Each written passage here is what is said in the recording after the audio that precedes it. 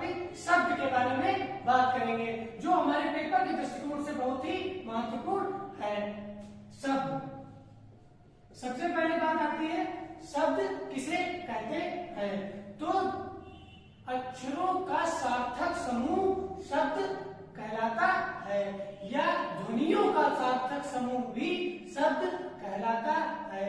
कहने का तात्पर्य है कि ऐसी ध्वनि जिनको सार्थक क्रम में रखने पर एक निश्चित अर्थ निकलता है वही शब्द कहलाता है। जैसे हमने कमल को काम प्लस मां प्लस ला अगर सार्थक तरीके से लिखा है तो यह एक शब्द है, लेकिन अगर हमने इसी के शब्दों या अक्षरों को मक्कल करके लिख दिया तो यह एक सार्थक शब्द नहीं है और इसको शब्द भी नहीं कहा जा सकता है। शब्द होने के लिए उसका सार्थक क्रम में होना अनिवार्य है। अब बात आती है शब्द कितने प्रकार के होते हैं। तो मुख्य रूप से शब्द सिर्फ दो ही प्रकार के होते हैं। कितने प्रकार के? सिर्फ दो प्रकार के। एक होता है सार्थक शब्द और एक होता है निरर्थक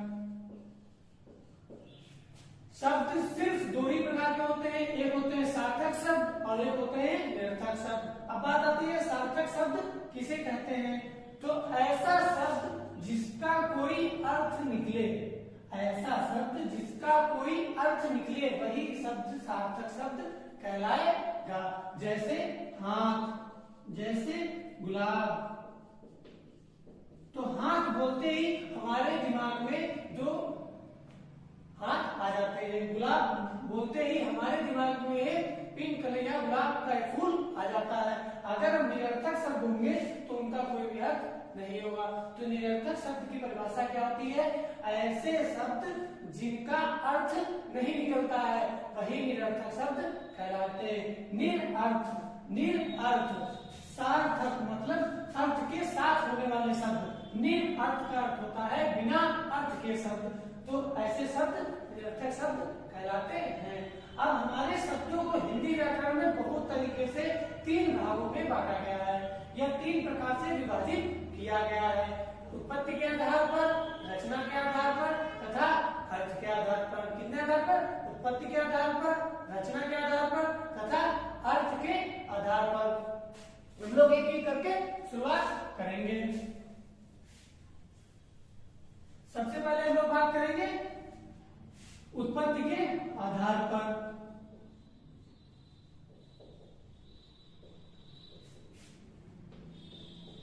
सबसे पहले बात आती है उत्पत्ति के आधार पर। उत्पत्ति के आधार पर शब्द को 5 भागों में बांटा गया है। कितने भागों में? 5 भागों में बांटा गया है। उत्पत्ति के आधार पर शब्द को 5 भागों में बांटा गया है। कौन कौन से? तत्सम शब्द, तद्भव शब्द, देशज शब्द, विदेशज शब्द, आखिरी क्या होता है? संकर शब्द। बहुत सी किताबों में उत्पत्ति के आधार पर शब्द को 4 भागों में लिखा गया, उसमें संकर शब्द को नहीं दिखाया गया है। लेकिन आप पेपर में आयोग के उत्तर को देखिएगा तो उत्पत्ति के आधार पर 5 ही भाग माने गए हैं, जिसमें संकर शब्द को उसमें ऐड करके रखा गया है। तो आप कभी भी उत्पत्ति के आधार पर आपसे संख्या पूछी जाए कि उत्पत्ति के आधार पर शब्दों की संख्या कितनी होती है, ऑप्शन में 3, 4, 5 और 6 मिले तो आप हमेशा 5 को टिक करिएगा। यही 5 होते हैं। हम लोग तत्सम स्टार्ट करते हैं पहले से। सबसे बात पहले आती है किसे? तत्सम शब्द। तो तत्सम शब्द किसे कहते हैं? ऐसे शब्द जो संस्कृत भाषा से जो व्यक्तों उठाकर हिंदी में रख दिए गए हैं वही शब्द तत्सम शब्द कहलाते हैं। अर्थात कहने का मतलब है ऐसे शब्द जो हम आज भी वैसे ही संस्कृत रूप में प्रयुक्त करते हैं, जो संस्कृत भाषा से लिए गए और जिनमें कोई परिवर्तन नहीं, वैसे ही लिखे जाते हैं, वही शब्द तत्सम शब्द कहलाते हैं।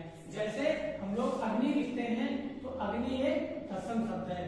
हम लोग मुख लिखते हैं तो मुख एक तत्सम शब्द है। अग्नि, मुख और हस्त लिखते हैं तो हस्त भी एक तत्सम शब्द है। तो ऐसे शब्द हमारे तत्सम शब्द कहलाते हैं। और नंबर दूसरा पॉइंट क्या आता है? तद्भव शब्द।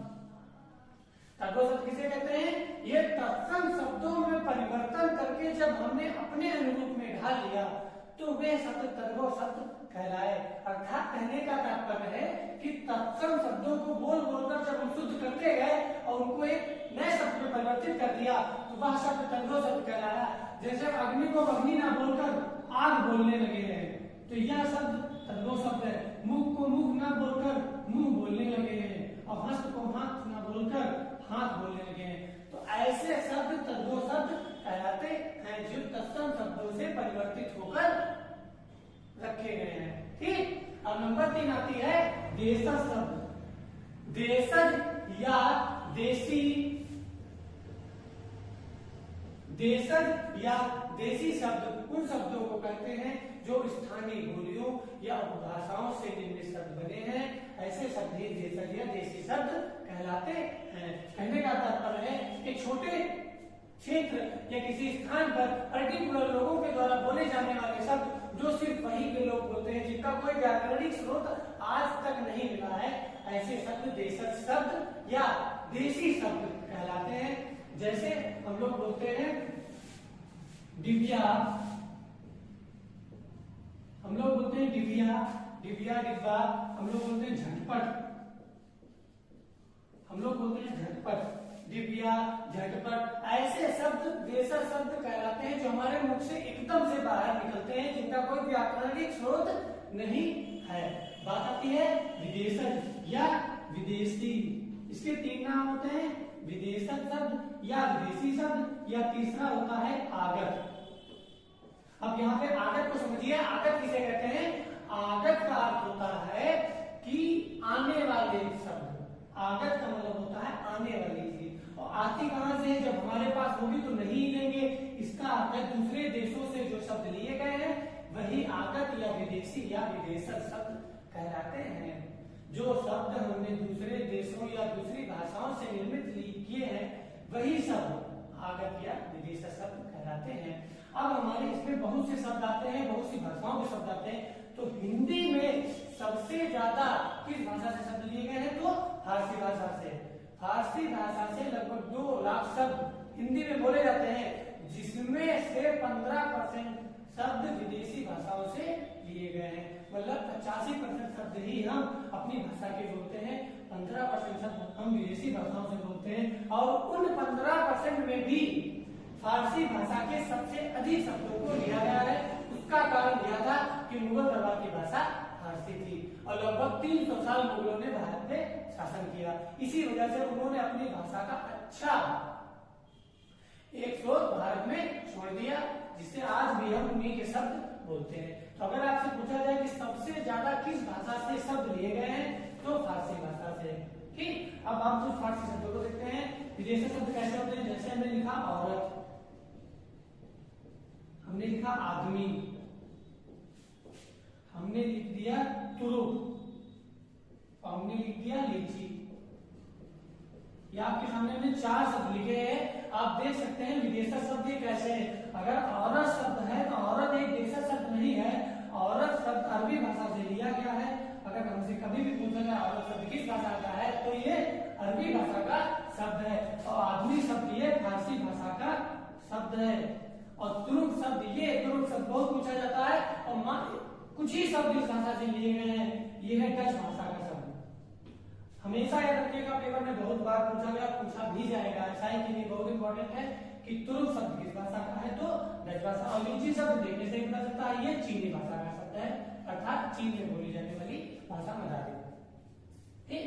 तो अरबी, फारसी, डच और चीनी ऐसे शब्द ही विदेशज या विदेशी या आगत शब्द कहलाते हैं। अब हम लोग अंतिम पॉइंट देख लेते हैं, कौन सा है? संकर शब्द। संकर शब्द किसे कहते हैं?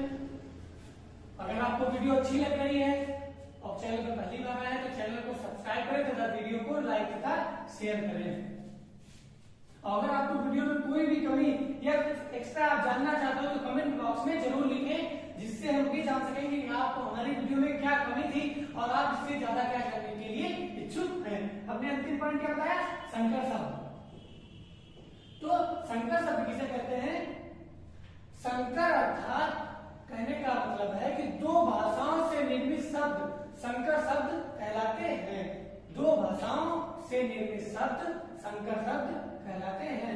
जैसे हमने लिखा जांच करता, जांच करता, तो जांच शब्द ये फारसी भाषा का है और कर्ता शब्द ये संस्कृत भाषा का है। तो ऐसे शब्द संकर शब्द कहलाते हैं जिनमें शब्द दो होंगे तथा दोनों शब्द अलग भाषा से मिलेंगे तथा दोनों से मिलकर एक शब्द का निर्माण होगा और वही शब्द संकर शब्द कहलाएगा। और इसके बाद देख लेते हैं, एक शब्द और देख लेते हैं। जैसे हमने लिखा रेलगाड़ी, तो इसमें रेल प्लस गाड़ी, रेल प्लस गाड़ी, तो रेल प्लस गाड़ी से मिलकर बना, तो रेल शब्द ये अंग्रेजी भाषा का है और गाड़ी शब्द ये हिंदी भाषा का है। तो देख सकते हैं आप, इसमें फारसी तथा संस्कृत का सहयोग हुआ, इसमें अंग्रेजी तथा हिंदी का सहयोग हुआ और ऐसे शब्द ही हमारे संकर शब्द कहलाते हैं। अब उत्पत्ति के आधार पर हमारे 5 भेद थे, पांचों भेद खत्म हो चुके हैं। अब हम शुरू करेंगे रचना के आधार पर शब्द का वर्गीकरण। अब हम लोग देखेंगे कि रचना के आधार पर शब्द कितने प्रकार के और कैसे कैसे होते हैं। तो देखिए क्या पढ़ेंगे, रचना के आधार पर, रचना के आधार पर शब्द होते हैं सिर्फ 3 प्रकार के। कितने? सिर्फ 3 प्रकार के। नंबर 1 रूढ़ शब्द, नंबर 2 यौगिक शब्द और नंबर 3 योग शब्द। रचना के आधार पर शब्द कितने प्रकार के मैंने बताया? 3, रूढ़ शब्द, यौगिक शब्द और योग शब्द। गर्मी बहुत है इसलिए पहले समझते हैं फिर बताते हैं।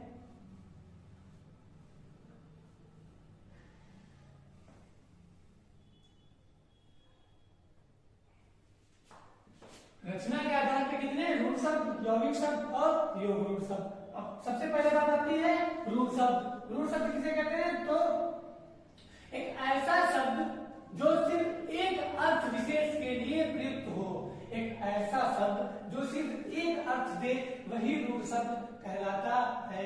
कहने का अर्थ है किसी शब्द का मूल रूप रूढ़ शब्द कहलाता है, जिसके टुकड़े नहीं किए जा सकते हैं।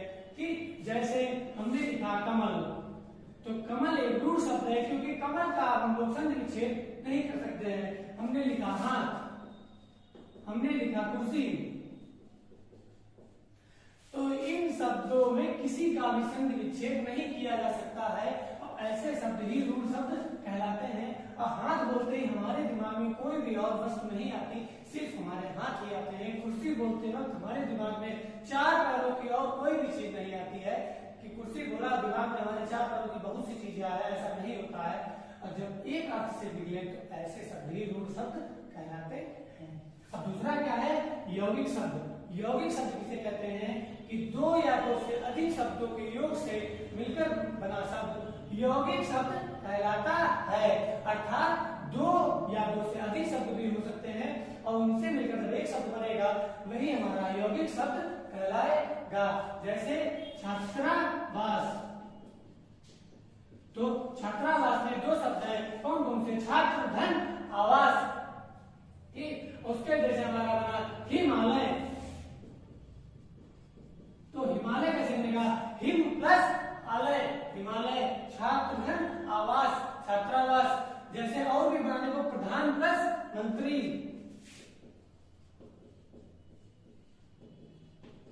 जो 2 शब्दों से मिलकर बनेगा लेकिन अपना अर्थ भी वही देगा, अर्थ नहीं बदलेगा, ऐसे शब्द ही यौगिक शब्द कहलाते हैं। छात्र के लिए आवास, छात्रावास, हिम आलय, हिमालय, प्रधान, धन, मंत्री, प्रधानमंत्री, तो ऐसे शब्द ही हमारे यौगिक शब्द कहलाते हैं।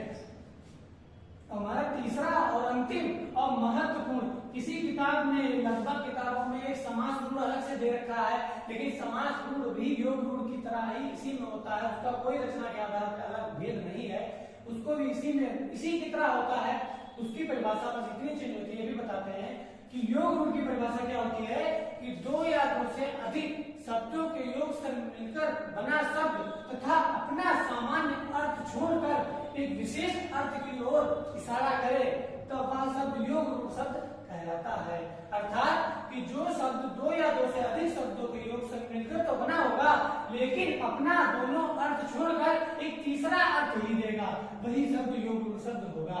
और समास गुण की परिभाषा क्या है कि समासिक पदों के योग से मिलकर बना शब्द समास गुण शब्द कहलाता है। जैसे योग गुण शब्द में आप एग्जांपल देखेंगे तो हम लिखेंगे पंकज। पंकज लिखा तो पंकज हमने कहा दो या दो से अधिक शब्दों के योग से मिलकर बना होगा, तो पंकज का संधि विच्छेद क्या होगा, पंक प्लस ज। और पंक का अर्थ होता है कीचड़ और ज का अर्थ होता है जन्म लेने वाला। तो अर्थ हमारा क्या निकला, कीचड़ में जन्म लेने वाला। और कीचड़ में जन्म कौन लेता है, कमल का फूल।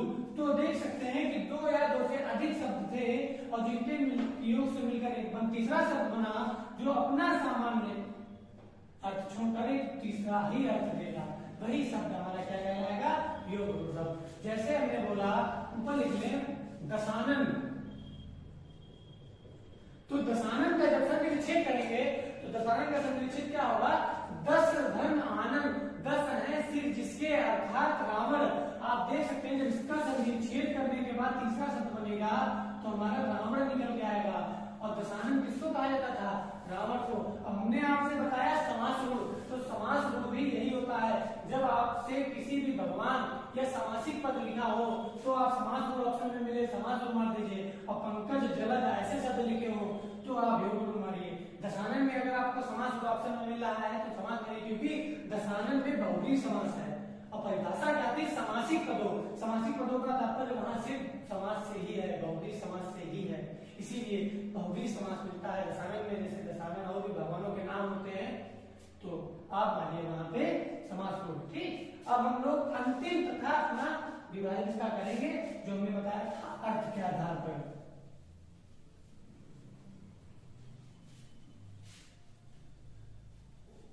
अब हम अपना इसका अंतिम वो करेंगे अर्थ के आधार पर शब्द का वर्गीकरण।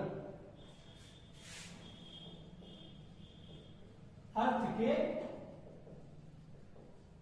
आधार पर, अर्थ के आधार पर शब्द को चार भागों में बांटा गया है। आपसे कभी भी नंबर पूछ सकता है तो आप ध्यान रखिए कितने, चार।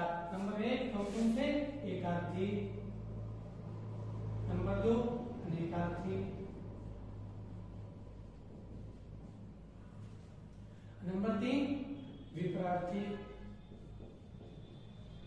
और नंबर चार पर्यायवाची। अर्थ के आधार पर शब्द को चार भागों में बांटा गया है। एकार्थी शब्द कौन से होते हैं, एक अर्थ देने वाले शब्द ही एकार्थी शब्द कहलाते हैं। एक अर्थ मतलब कि शब्द दो अलग अलग होंगे, दोनों का अर्थ एक ही होगा। जैसे हमने लिख दिया कि गुनाह, ठीक, और जुर्म, तो आप देख सकते हैं दो अर्थ अलग शब्द अलग अलग हैं, दोनों का अर्थ एक ही निकलेगा, क्या, अपराध। ठीक, ऐसे शब्द ही एकार्थी शब्द कहलाते हैं। आपसे पेपर में कभी भी एकार्थी, अनेकार्थी, विपरार्थी, पर्यायवाची से कोई टिपिकल क्वेश्चन नहीं आता। ये सभी आपको रट के जाने हैं, जिसमें सबसे ज्यादा ये वाले पूछे जाते हैं।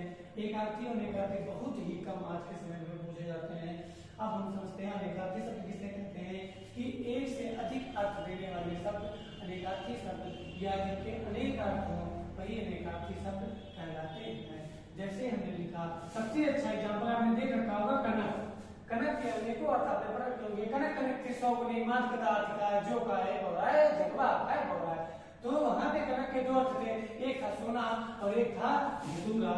तो ऐसे शब्द ही अनेकार्थी शब्द कहलाते हैं। और इसके बाद आता है विपरार्थी, या इसका दूसरा नाम होता है, आपने खूब सुना होगा, विलोम शब्द। विपरार्थी या विलोम शब्द तो एक दूसरे का विपरीत बताने वाले शब्द विपरार्थी या विलोम शब्द कहलाते हैं। जैसे हमने लिखा रात, तो रात का विलोम क्या होगा, दिन। हमने लिखा साय, साय का विलोम क्या होगा, प्रातः। हमने लिखा माता, माता का विलोम होगा पिता। तो आपने विलोम बहुत पढ़ रखे होंगे, तो ऐसे शब्द ही विपरार्थी या विलोम शब्द कहलाते हैं। अब बात आती है पर्यायवाची। तो जब कई शब्दों का एक ही अर्थ निकले, कई शब्दों का एक ही अर्थ निकले तो पर्यायवाची शब्द कहलाते हैं। जैसे आपने कमल लिखा तो कमल के बहुत से पर्यायवाची हैं, पंकज, सरोज, पंकज,